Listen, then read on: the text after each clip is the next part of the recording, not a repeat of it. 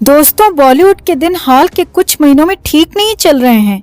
या कहें कि पिछले 2 साल से बॉलीवुड की हालत खराब है, बहुत ज्यादा खराब है और हालात लगातार बिगड़ते जा रहे हैं। कंडीशन ये है दोस्तों कि बॉलीवुड की फिल्मों को मार्केट में खरीदार नहीं मिल रहा और इसके ठीक उल्टा साउथ की फिल्मों को हाथों हाथ लिया जा रहा है।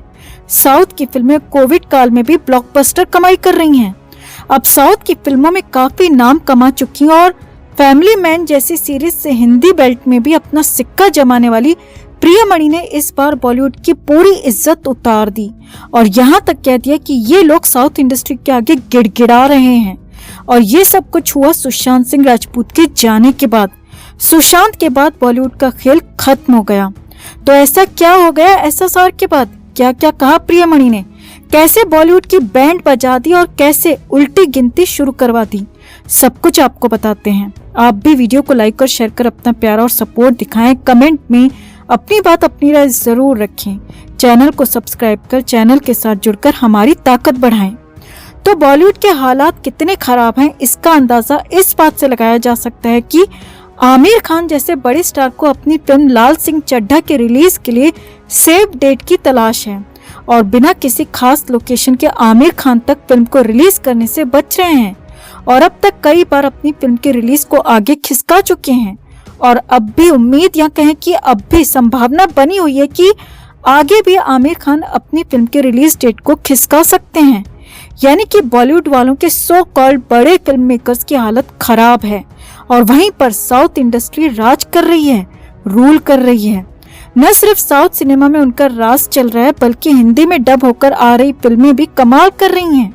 और हालिया रिलीज फिल्म पुष्पा ने तो सफलता के जो झंडे गाड़े हैं वो किसी रिकॉर्ड से कम नहीं है दोस्तों। अब इन सब के बीच साउथ फिल्मों की बड़ी स्टार और अब बॉलीवुड में काम कर रही प्रियमणि ने अपना मुंह खोला और पहली बार, जी हाँ पहली बार बॉलीवुड को लेकर, साउथ इंडस्ट्री को लेकर और इनके बीच चल रही अंदर की बातों को लेकर बहुत कुछ कहा है। प्रियमणि ने कहा कि बॉलीवुड के लोग साउथ इंडस्ट्री को, वहाँ के लोगों को बहुत ज्यादा हल्के ढंग से देखते थे। फिल्म मेकर्स को साउथ के लोग अयो तुम कैसे जी, तुम क्या करते जी, ऐसे ही डायलॉग्स के लिए मिलते। और पिछले 15 से 20 सालों में ये भेदभाव इतना ज्यादा बढ़ गया कि साउथ फिल्म इंडस्ट्री से आने वाले लोगों को या फिर साउथ कैरेक्टर्स को सिर्फ जोक या फिर मजाकिया तौर पर फिल्मों में लिया जाता, क्योंकि मुंबई फिल्म मेकर सिर्फ अपने आसपास के लोगों को ही यहाँ दिखाना चाहते थे और उन्हीं को देखना चाहते थे और इसीलिए सिर्फ हिंदी बोलने वाले मुंबई के आसपास के रहने वाले लोगों को ही फिल्म इंडस्ट्री में सबसे ज्यादा मौके मिलते रहे हैं। प्रियमणि ने आगे कहा, लेकिन साउथ इंडस्ट्री ने हाल ही में अपनी जो जबरदस्त धमक दिखाई है वो कमाल की है और उसने बॉलीवुड की नींव हिला दी है। अब यहाँ पर प्रियमणि ने सुशांत सिंह राजपूत केस का भी जिक्र किया। जी हाँ, प्रियमणि ने कहा कि पिछले 2 साल में जब कोरोना काल हुआ, या कहे कि पिछले 2 साल में जब बाहरी लोगों और नेपो किड्स लोगों को लेकर बात हुई, बाहरी लोगों से हो रहे गलत बर्ताव की बात हुई, सुशांत के जाने के बाद यहाँ पर बहुत कुछ बदलाव आया जिससे बॉलीवुड के कुछ बड़े लोगों की मुश्किलें जरूर बढ़ी हैं। लेकिन ज्यादातर लोग, जो लोग बाहरी लोग हैं, जो लोग फिल्म इंडस्ट्री से अब तक परेशान थे, वो लोग खुश हैं और उन्हें अब किसी न किसी तरीके से काम मिल रहा है। आगे देखिए, प्रियमणि ने कहा, एक तरफ तो बॉलीवुड में बाहरी और अंदर वालों की लड़ाई चल रही थी और बॉलीवुड के सो कॉल्ड बड़े लोग मुश्किल में आ रहे थे, तो उसी वक्त साउथ इंडस्ट्री राज कर रही थी। प्रियमणि ने कहा कि कोरोना के दौरान सूर्यवंशी को छोड़ दें तो कोई भी बॉलीवुड मूवी हिट तो दूर, अपनी लागत का आधा या कहें कि चौथाई भी नहीं वसूल पाई और बड़े बड़े स्टार्स की फिल्में ढेर हो गईं। सलमान खान, रणवीर सिंह, यहाँ तक कि अजय देवगन की फिल्में भी फ्लॉप गईं। हजारों करोड़ बॉलीवुड के डूब गए, जबकि साउथ की एक नहीं बल्कि कई फिल्मों ने कमाल का बिजनेस किया। जय भीम हो, मास्टर हो या फिर हालिया रिलीज फिल्म पुष्पा, सभी ने जबरदस्त बिजनेस किया।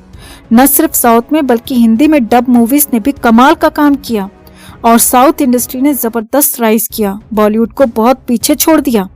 प्रियमणि ने कहा कि अब हालत यह है कि बॉलीवुड वाले सिर्फ साउथ की नकल करना चाहते हैं।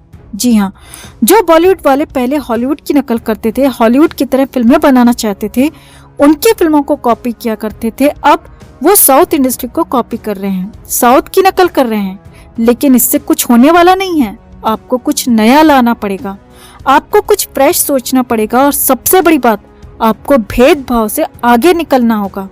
आपको सभी को एक चश्मे से देखना होगा, चाहे वो बाहरी हो, अंदर का हो, नॉर्थ का हो, साउथ का हो, ईस्ट का हो या फिर वेस्ट का। कहीं का भी कलाकार हो, उसको सम्मान देना होगा, उसके काम को, उसके नाम को सम्मान देना होगा और नेपोटिज्म से बहुत दूर रहना होगा। अब प्रियमणि का साफ साफ कहना है कि पिछले 2 साल में बहुत कुछ बदलाव हुआ है। सुशांत के जाने के बाद बहुत कुछ हुआ है और एक तरह से बॉलीवुड की उल्टी गिनती शुरू हो गई है, जबकि साउथ की इंडस्ट्री ने और ज्यादा राइज किया है और आगे ही बढ़ने वाली है, क्योंकि वहाँ नया कॉन्सेप्ट है, वहाँ भेदभाव नहीं होता और सबसे बड़ी बात, आर्टिस्ट की, कलाकार की, एक्टर्स की कद्र होती है, उनके नेम और सरनेम की नहीं, बल्कि उनका काम वहाँ बोलता है और उनका काम ही वहाँ पर बोलता है। तो यही साउथ का कमाल है, यही साउथ की खूबी भी है और अब बॉलीवुड वाले इसे भुगत रहे हैं। तो कुल मिलाकर प्रियमणि ने बॉलीवुड की धज्जियां उड़ा दी और एक तरह से बता दिया कि बॉलीवुड में किस तरह की गंदगी भरी हुई है।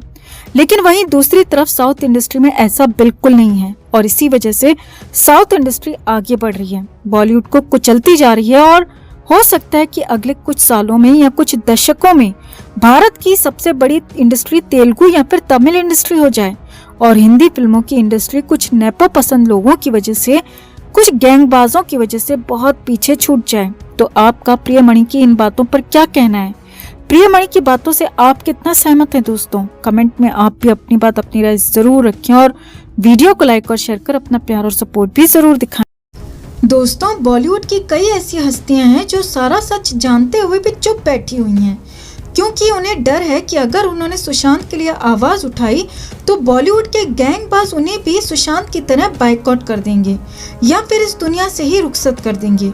इसलिए वो सब चुप बैठे हुए हैं। लेकिन अब धीरे धीरे कर कुछ ऐसी हस्तियां आवाज उठा रही हैं जिन्हें इन गैंगबाजों का कोई डर नहीं, जिन्हें ये डर नहीं कि उन्हें काम मिलेगा या नहीं। इसी कड़ी में शत्रुघ्न सिन्हा भी आगे आए हैं और उन्होंने भी सुशांत के लिए सीबीआई जांच की मांग कर दी है। जी हाँ दोस्तों, बिल्कुल सही सुन रहे हैं आप।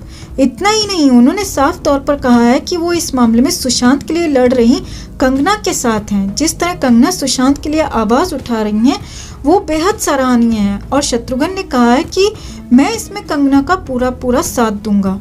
इतना ही नहीं दोस्तों, उन्होंने यहाँ तक कहा है कि वो कॉफी विद करण शो बंद करवा कर रहेंगे, क्योंकि इसमें ऐसे कई सवाल पूछे जाते हैं जो बॉलीवुड में आपसी झगड़े और विवाद को पैदा करते हैं। सिर्फ टीआरपी पाने के लिए करण ऐसा करते हैं और करण ने ही कई आउटसाइडर एक्टर्स को बायकॉट करवाया है, इसलिए वो ये शो बंद करवा कर रहेंगे। एक और खबर निकल कर आ रही है दोस्तों, तापसी पन्नू भी अब सुशांत मामले में आगे आ सकती हैं। हालांकि कुछ दिन पहले उन्होंने कंगना पर निशाना साधते हुए कहा था कि वो अपने निजी फायदे के लिए ये सब कर रही हैं। सुशांत को न्याय दिलाना उनका मकसद नहीं, पर अब वो भी इस मुहिम के साथ जुड़ सकती हैं। ऐसी खबरें निकल कर आ रही हैं।